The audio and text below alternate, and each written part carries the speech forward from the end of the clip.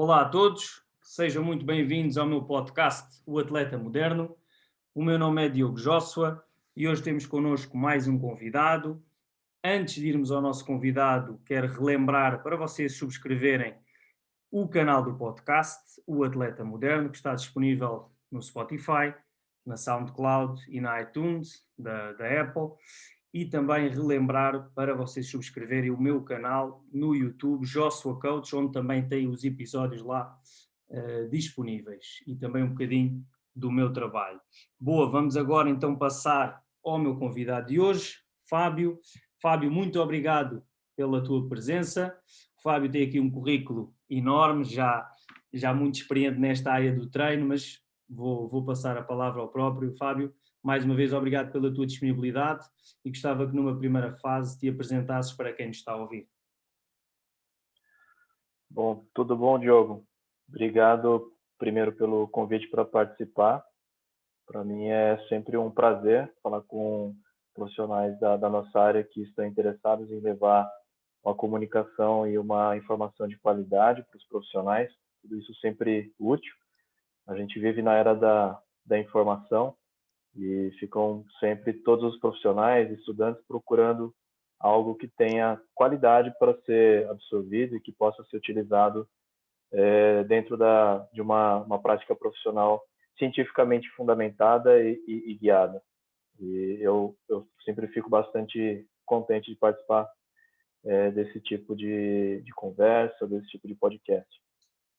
E eu sou Fábio Nakamura, eu sou brasileiro, sou professor universitário já há muitos anos, eu sou formado no Brasil em esporte, como falamos no Brasil. Eu fiz o curso, que seria o equivalente à licenciatura aqui em Portugal, entre 95 e 98. Então, acho que eu sou bem mais antigo do que você na área. Eu fiz, depois disso, o mestrado em Ciências da Motricidade, numa universidade também no estado de São Paulo. Eu fiz a minha licenciatura, ou bacharelado, no estado de São Paulo, na Universidade de São Paulo, e o meu mestrado e doutoramento na Universidade Estadual Paulista, que fica no interior de São Paulo. Então, originalmente eu sou de lá, e aí, depois que eu terminei o doutoramento e já atuava como professor de uma universidade pública, passei a me interessar bastante pelos eventos científicos, né, o desporto, ou as ciências do desporto, a fisiologia do desporto, a biomecânica do desporto não eram exatamente a minha área original de atuação.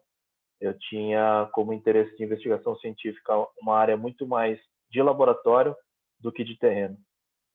Mas eu tive uma experiência bem interessante com o David Bishop, que é um nome bastante conhecido na nossa área.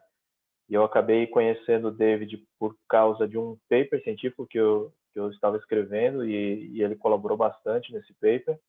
E à época o David ele era professor da Universidade de Verona, na Itália, e me convidou para vir para a Itália e participar de um evento científico na área de team sports, que não era a minha área.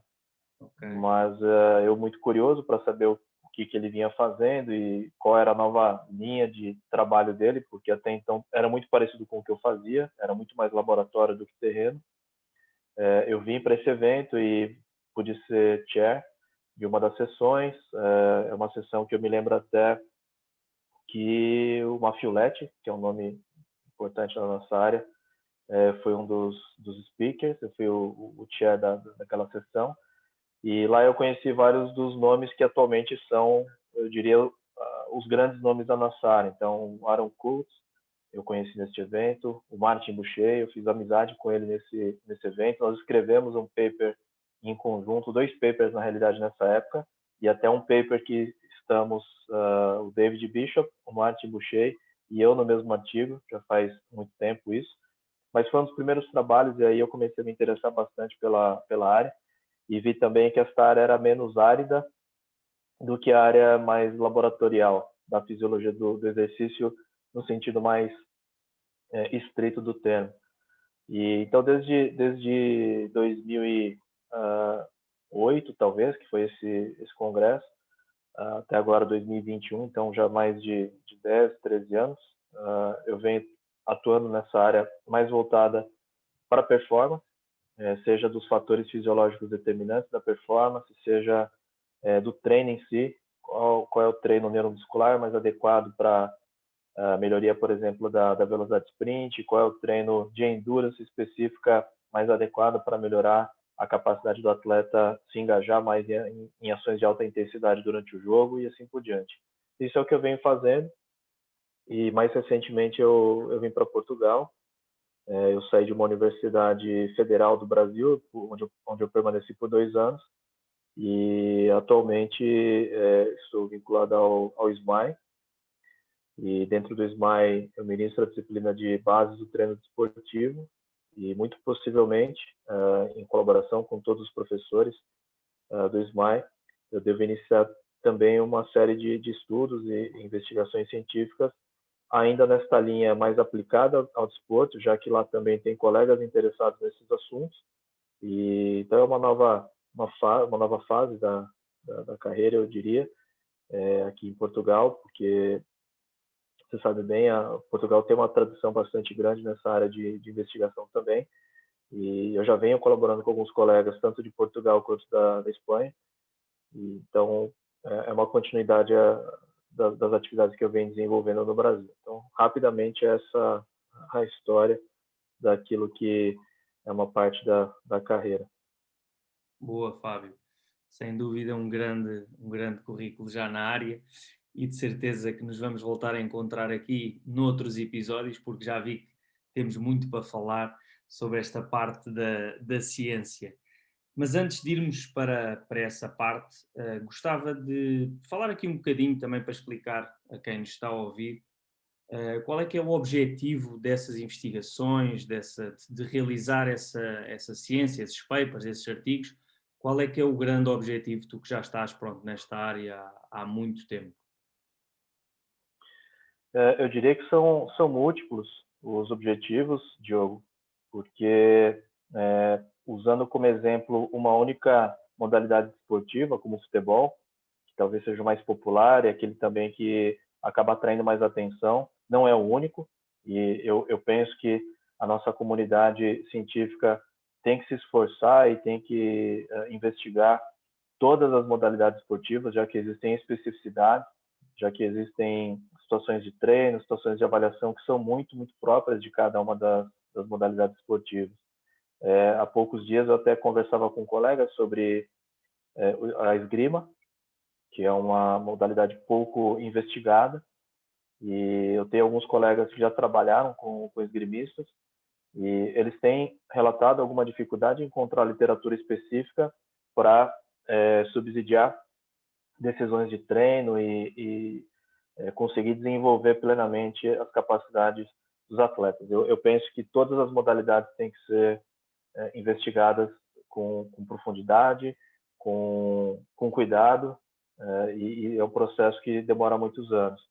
Mas, em específico, para o futebol, que seria só um exemplo de uma dessas modalidades esportivas, eu vejo que nos últimos anos nós temos avançado muito na análise daquilo que é a performance física do jogo e temos ainda evoluído pouco naquilo que é a análise tática e posicional do jogo.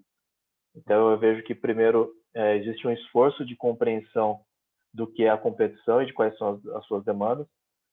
Então eu acho que ainda tem uma desproporção na investigação, mas nós temos, inclusive em Portugal, como eu mencionei anteriormente, Jaime Sampaio, Bruno Travasso, são 2 colegas que vêm estudando o futebol e outras modalidades esportivas coletivas e que têm trazido muito conhecimento sobre os dados posicionais e como interpretar esses dados posicionais para fazer inferência sobre a tática.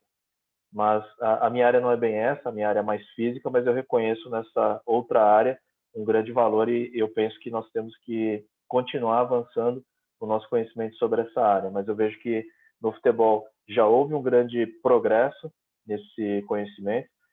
Eu, particularmente, eu tenho uma colaboração científica com o fisiologista da CBF, da Confederação Brasileira de Futebol. Nós já publicamos alguns trabalhos com algumas das seleções e até hoje nós tivemos uma breve reunião, uma breve conversa para falar sobre novos projetos. Então eu vejo que também essa área, apesar de já ter sido bastante explorada, ainda vem contribuindo e eu acho que agora talvez nós temos que sair um pouquinho do eixo da Europa.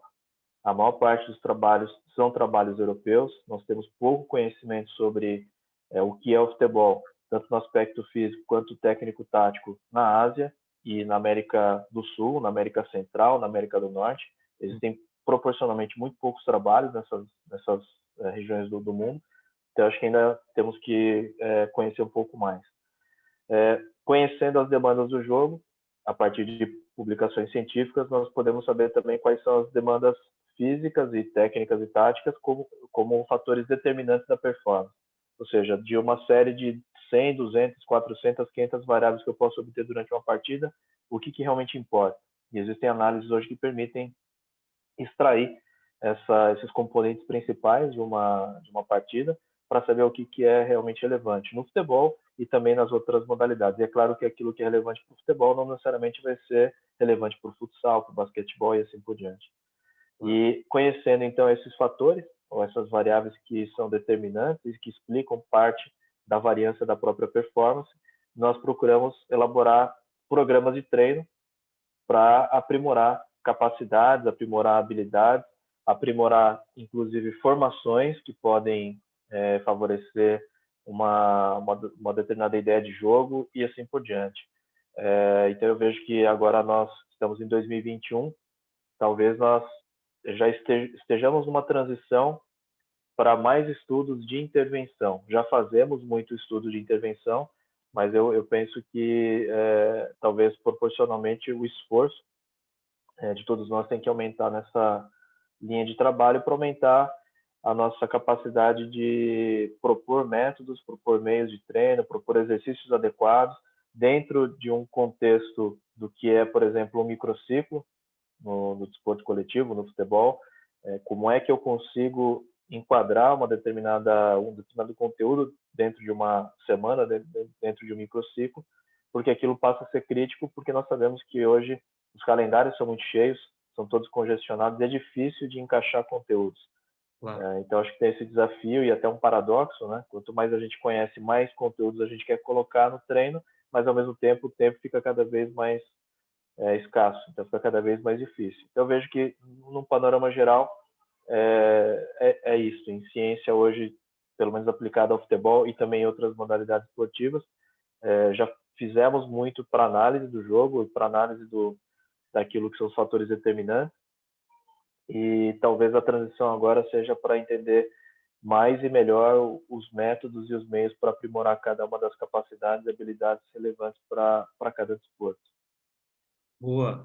Então, Fábio, podemos dizer que a ciência também nos guia, nos ajuda, principalmente para essa tal prescrição do treino, não é? Ou seja, tendo essa parte científica estudada, conseguimos com mais precisão e melhor, não é?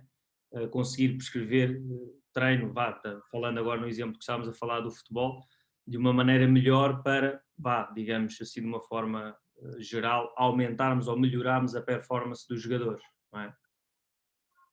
Boa. Concordo, acho que é esse que é o principal objetivo e é aquilo que os professores e os pesquisadores, né, como nós falamos no Brasil, estão fazendo nesse momento, tentando compreender melhor e tentando entender também como é que se faz uma intervenção dentro de padrões ecológicos, ou seja, dentro daquilo que é a realidade do desporto. Porque uma coisa é ir para o lab e criar uma rotina de treino que pode funcionar muito bem para uma determinada capacidade, seja a capacidade visual, perceptomotora, seja uma capacidade física e assim por diante, mas na hora de traduzir isso para o campo, para o terreno, isso não funciona tão bem, porque não se tem os mesmos recursos no campo e no terreno do que se tem no laboratório. Então, acho que essa transição tem que ser feita de uma forma muito inteligente para que, de fato, haja um impacto do que é produzido cientificamente na performance e nos resultados que se vê no campo. Claro, temos de ter sempre em consideração a realidade, o mundo real, não é? Que às vezes nos laboratórios isso não existe, ou temos ali aquele grupo de atletas que se calhar vai dar determinado resultado, e às vezes quando passamos mesmo para a realidade, o contexto já muda e os resultados podem ser outros, não é? É verdade, concordo sim. Acho que esse que é o ponto de vista que a gente tem que defender e talvez aumentar também a interação entre os grupos de investigação e os clubes e as equipas, os atletas, os dirigentes. Se houvesse trânsito mais facilitado, eu penso que a tendência é se produzir mais conhecimento relevante. Exatamente, também foi esse o objetivo do convite para vir aqui ao podcast. Também percebemos que esta área, esta parte da ciência, da investigação, é muito importante e é importante nós também falarmos com vocês para tentarmos perceber, ok, o que é que aconteceu, como é que foi, o que é que foi comprovado, o que é que não foi, mas comigo aconteceu isto no terreno, se calhar contigo não, ou seja, é muito importante, lá está, mais uma área dentro, e é por isso também é o propósito daqui do podcast, é englobar todas as áreas para quem nos está a ouvir, os atletas, jovens ou não, ou mais velhos, pronto, ou séniores, perceberem, ok, esta área também é importante, ok? Porque eu também já vi que às vezes no mundo do futebol é um bocadinho complicado entrar a ciência para os clubes, mas pronto. Tocando aqui também nestes dois assuntos que já estamos a falar na ciência e no futebol, gostava que falasses um bocadinho, pronto, tu disseste no início que vieste cá para Portugal, soube também que estás a colaborar com o Boa Vista, gostava também de que explicasses um bocadinho que tipo de trabalho é que estão a fazer, se também é na área de investigação ou não, explicasses aqui um bocadinho também, Fábio. Claro, claro. Bom, eu antes de vir para Portugal, eu vim para Portugal com o principal objetivo de atuar como professor universitário no SMAI. Então, hoje o SMAI é a minha principal atividade profissional aqui em Portugal. Então, eu tenho essa disciplina no curso de licenciatura em Educação Física.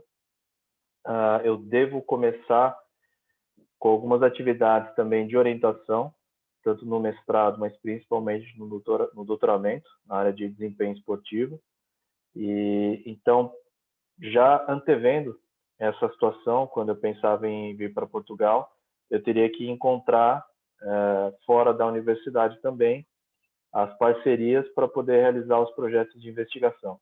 Porque uma coisa é você estar dentro de uma universidade, dentro de um laboratório, e o laboratório sofisticado, o laboratório bem equipado e tudo mais, mas não ter o atleta para que você possa realizar um estudo e compreender melhor mecanismos, compreender melhor meios e métodos para se treinar e se otimizar a performance.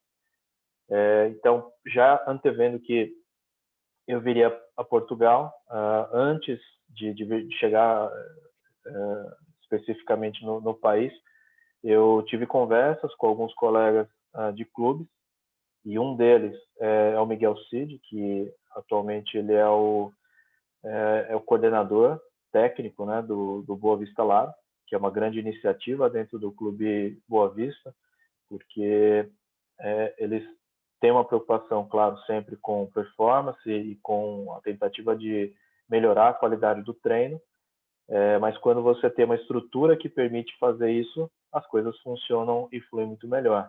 Claro. Então, a ideia do Miguel Cid ao criar o Boa Vista Lab era principalmente dar o suporte para que os atletas tivessem uma boa estrutura para realizar os seus treinos, seja o treino mais metabólico, seja o treino mais neuromuscular. Eles têm um espaço grande, um espaço bem montado e um espaço também muito bem equipado. E ele já tinha a ideia de que, além de ter o espaço qualificado, além de ter uma boa estrutura para receber os atletas, ele também teria necessidade, com o tempo, de desenvolver o conhecimento e a metodologia para que isso pudesse acontecer da melhor forma possível dentro do clube. Okay. Então, foi quando nós tivemos uma oportunidade de conversar. Na verdade, o Miguel Cid e eu, nós estávamos já envolvidos num projeto de investigação há alguns anos, que já está concluído, agora já está em fase de escrita do texto, e foi por isso que eu já o conhecia. E então, pensando, né, na cidade do Porto, que era a cidade onde eu ficaria baseado, e pensando na possibilidade de criar uma parceria entre a universidade, entre o SMAE e um clube de futebol, é que eu acabei unindo, né, aquilo que era o meu interesse pessoal e profissional e aquilo que também eu achava que era interessante para o Boa Vista Lab. E o Miguel Cid prontamente aceitou a proposta, achou bastante interessante essa possibilidade, e então nós até desenhamos e pensamos em alguns projetos sobre alguns projetos de investigação. Isso foi iniciado dentro do clube, mas não teve a conclusão por causa da pandemia. Nós acabamos iniciando 2 trabalhos, 2 projetos, e aí no meio do projeto tivemos a interrupção porque houve a restrição, houve confinamento, basicamente foi por causa do confinamento. Então é claro que isso ainda está em stand-by, vai ser desenvolvido, mas é uma proposta que nós temos que alguns estudantes, inclusive do SMAE, possam fazer parte dos seus projetos de investigação, seja no mestrado, seja no doutoramento, dentro do Boa Vista. E até em função da minha vinda, eu acabei conhecendo colegas, né, de outros clubes de futebol também aqui de Portugal, a maior parte dos clubes da Primeira Liga, mas também um grande clube da Segunda Liga, e onde eu vejo um interesse enorme na ciência e no desenvolvimento dentro dos próprios clubes. Então, eu acho que essa possibilidade de unir os interesses daquilo que é a universidade, daquilo que é o laboratório de pesquisa, com aquilo que é necessário no clube, está ficando cada vez mais próximo de ocorrer. Eu vejo que existe um movimento dentro dos clubes, os profissionais, principalmente os jovens como você, têm uma grande atração e um grande interesse pela investigação científica, e nós, né, professores e colegas de várias universidades, não só o SMAE, eu vejo que em Portugal tem pelo menos 3 ou 4 universidades com grande tradição de colaboração científica com diferentes entidades, diferentes clubes, diferentes atletas. E então eu vejo que isso é um movimento que vem ganhando força. Então, além do Boa Vista, já há outros clubes que se interessam pela proposta de colaboração científica e onde possivelmente eu devo realizar também alguns estudos. Eu posso falar um deles até porque já é algo que praticamente já está em andamento, né? Nós já elaboramos alguns projetos, já temos algo para ser feito. Eu tenho uma relação muito boa com alguns profissionais do Marítimo, e o Marítimo tem excelente estrutura também, assim como o Boa Vista tem, para realizar os seus estudos, para realizar trabalhos, e nós devemos, nas próximas semanas, também iniciar já algumas atividades com o próprio Marítimo. E existem mais outros clubes, né? Eu tenho também bastante proximidade com um colega do Passos de Ferreira, que é o Miguel Moreira.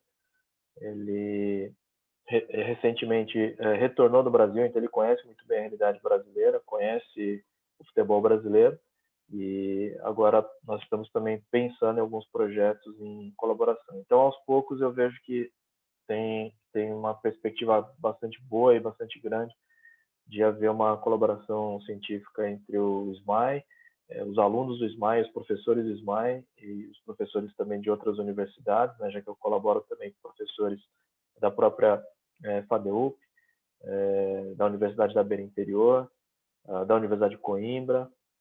Então, acho que isso tem facilitado, da Universidade da Madeira.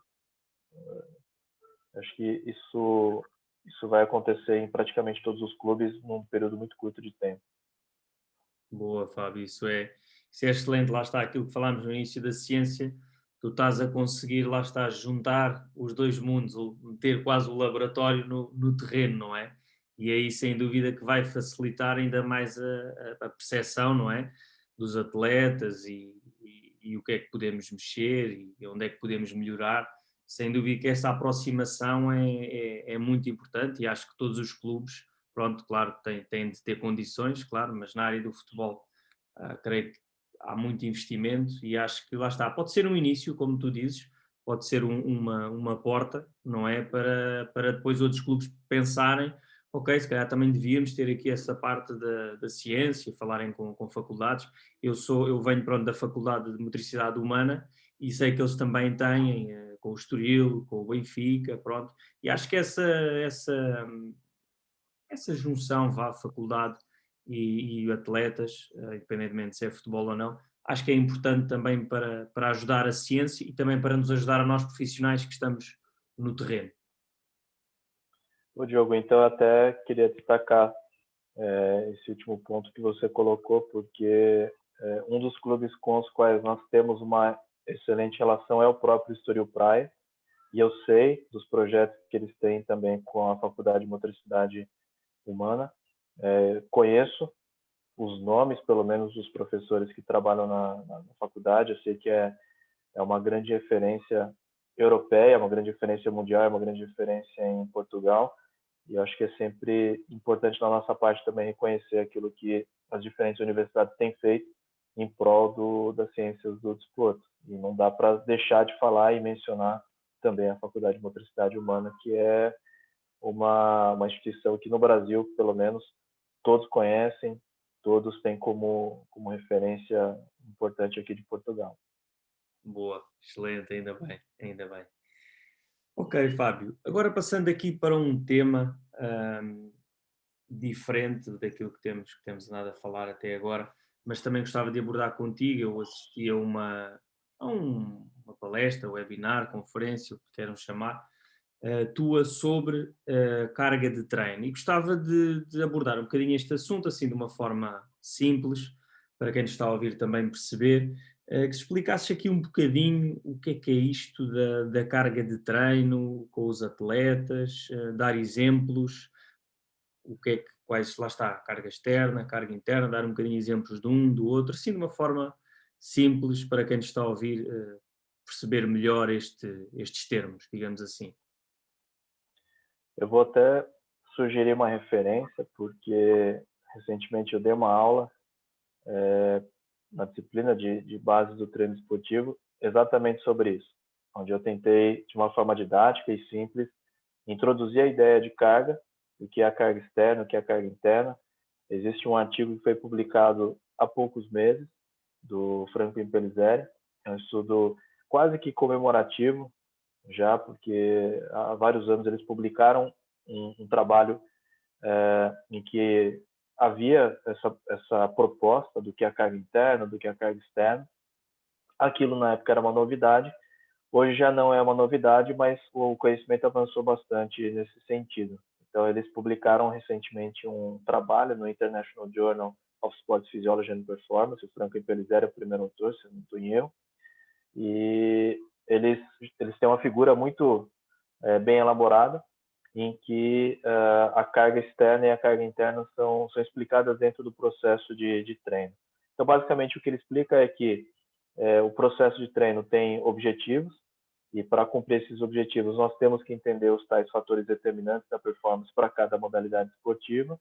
Entendendo quais são os fatores determinantes, nós precisamos aplicar meios, que seriam os exercícios físicos, de uma forma mais abrangente. Não é o exercício sentido do supino, agachamento, não. O Small Sided Games é um exercício.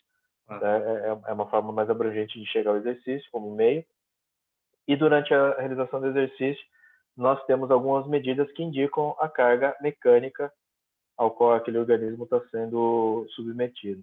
Imagine que na natação, simplesmente se eu souber qual é a distância que o nadador percorre e o tempo, eu já tenho lá a distância e a velocidade, são indicadores de volume e intensidade, que são indicadores de carga externa.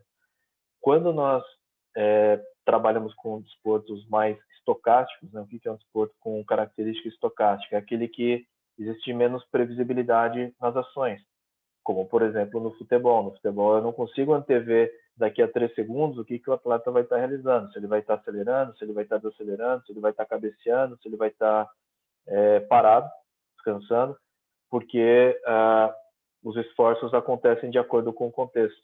Então, a quantificação da carga externa ela é feita ou em tempo real ou a posteriori.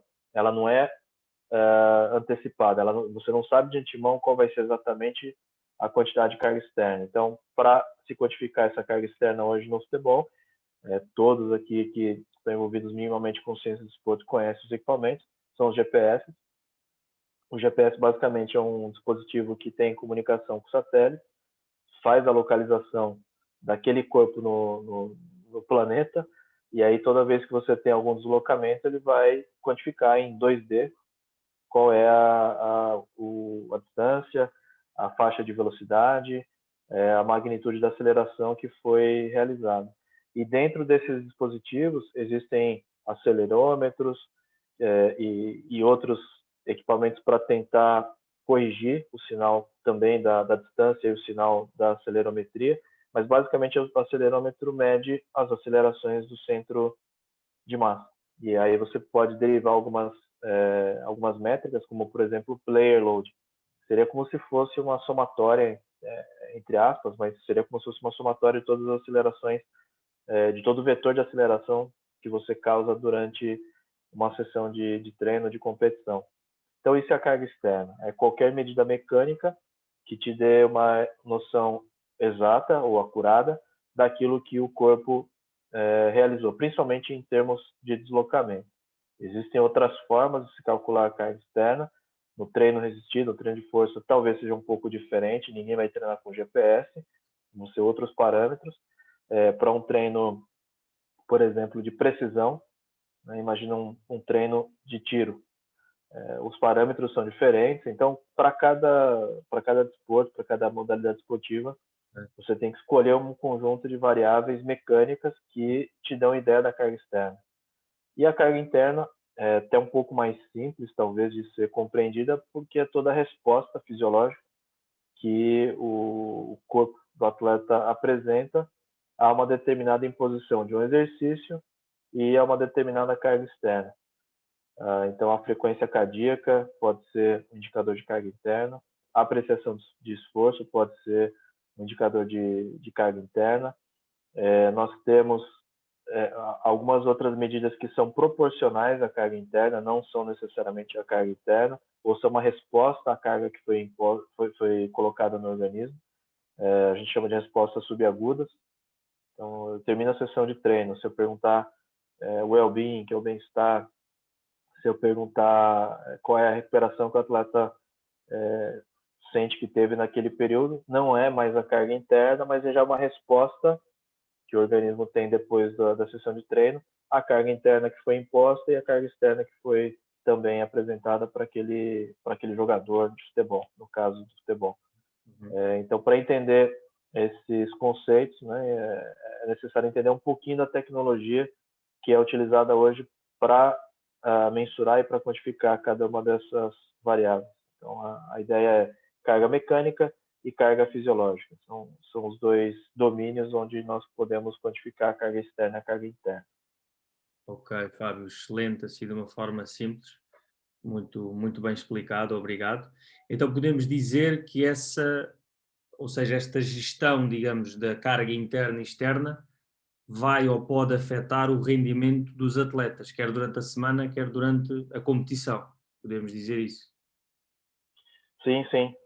Até nessa figura que eu mencionei, que eu comecei explicando, o resultado da aplicação de cargas externas e as cargas internas é a adaptação, e essa adaptação pode ser positiva ou pode ser negativa. Exato. Porque se eu me exceder na aplicação de cargas externas, ou a distribuição durante o microciclo não for bem feita, ou a recuperação não for bem planejada, o que pode acontecer ao final de um microciclo é eu terminar aquele microciclo com capacidades neuromusculares, endurance, capacidades perceptomotoras piores do que quando eu iniciei aquele microciclo, ou seja, eu trouxe um efeito negativo. Então, um dos objetivos da quantificação de carga é justamente administrar melhor e controlar melhor a dinâmica de aplicação durante um determinado período. Então, compreendendo como é que o atleta responde mecanicamente, como é que ele apresenta respostas fisiológicas, como é que ele se recupera ao longo de uma semana, por exemplo, eu posso começar a alterar um pouco o cronograma e o calendário e também o planeamento daquela semana para que eu consiga ou recuperar melhor, ou eu consiga enquadrar melhor um determinado conteúdo que eu não consegui fazer na semana anterior. Então, tudo depende das respostas dia a dia do atleta. Então, é muito importante saber a carga e saber a resposta que cada atleta tem a essa carga. E aí eu consigo ter uma melhor noção de como planear um microciclo sem causar o excesso e a fadiga, que é um extremo ruim, que é quando se excede a carga, ou também o outro extremo, que seria uma exigência subótima, aquilo que não causa mais adaptação e acaba ocasionando até o destreino. Deve ter uma faixa intermediária onde as coisas funcionam bem e o treino tem efeito positivo. Claro, claro. Boa. Excelente, Fábio. Boa, boa. Fábio, aqui também para terminarmos agora o nosso episódio, rematar com aquela questão também que é o propósito aqui do podcast. Gostava de saber qual a tua opinião do que é para ti um atleta moderno. Eu penso que o atleta moderno é o atleta que é treinado por um profissional moderno, porque muitas vezes o atleta ele não tem o conhecimento que o profissional tem, ele não detém o acesso a tecnologias, a conhecimento científico, a métodos e a meios de treino. Ele muitas vezes ele é passivo em relação ao processo de treino. Ele depende muito da qualidade e da capacidade do profissional que o treina. Então, eu penso que um treinador moderno, um treinador que consegue ter um conhecimento, primeiro, prático e aplicado muito grande, porque tem que ter muita prática na nossa área. Claro. A nossa área é uma área eminentemente prática, não tem como só adquirir conhecimento por meio de livro de texto e de artigos científicos. Claro. Por outro lado, o treinador que não lê os livros e não lê os artigos científicos também tem uma deficiência, ele não pode ser considerado um treinador moderno.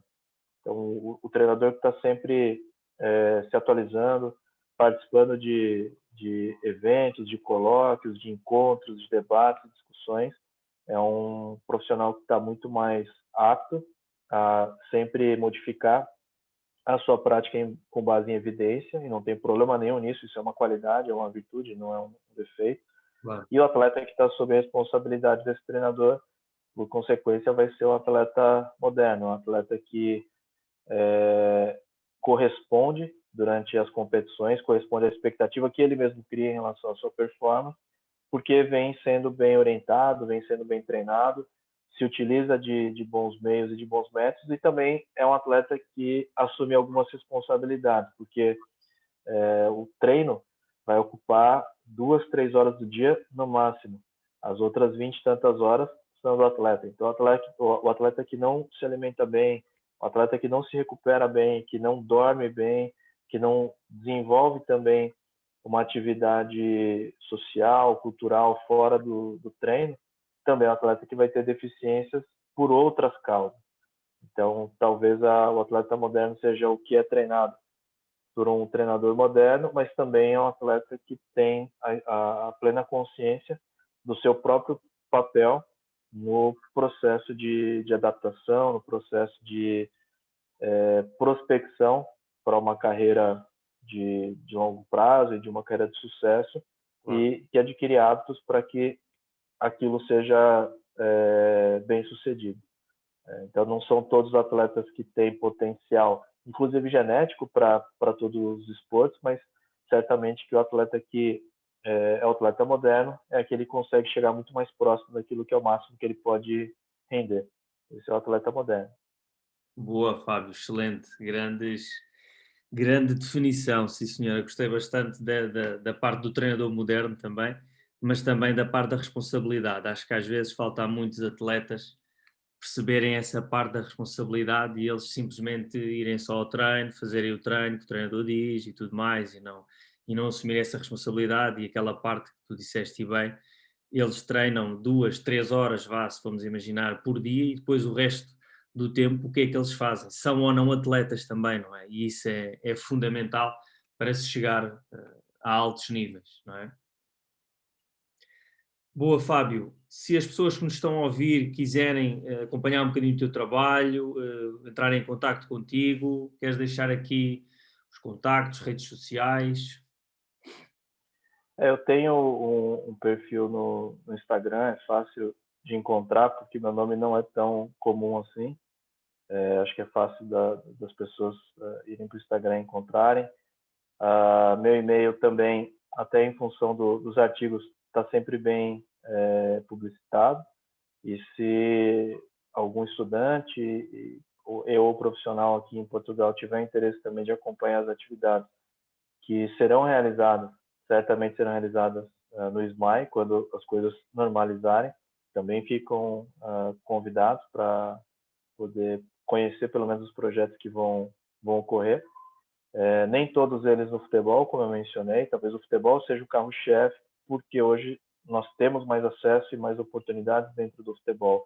Claro. Mas, de forma nenhuma, nós estamos fechados para outras modalidades, para outros esportes, porque tudo isso compõe, né, o corpo de conhecimentos que nós temos que desenvolver para cada vez mais ter uma formação melhor e uma atuação melhor dos nossos profissionais em diferentes áreas, que também não é só no desporto, né? A educação física é uma área muito, muito ampla. O desporto é onde nós atuamos, é onde nós temos mais familiaridade, mas, sem dúvida, a lógica do que é ser moderno, do que é consumir ciência, deve permear todas as atuações dentro da educação física e do desporto. Claro que sim, Fábio. Ok, maravilha. Fábio, mais uma vez, muito obrigado pela tua disponibilidade e presença aqui no episódio do podcast do Atleta Moderno e também agradecer para quem nos está a ouvir e até uma próxima. Obrigado. Obrigado.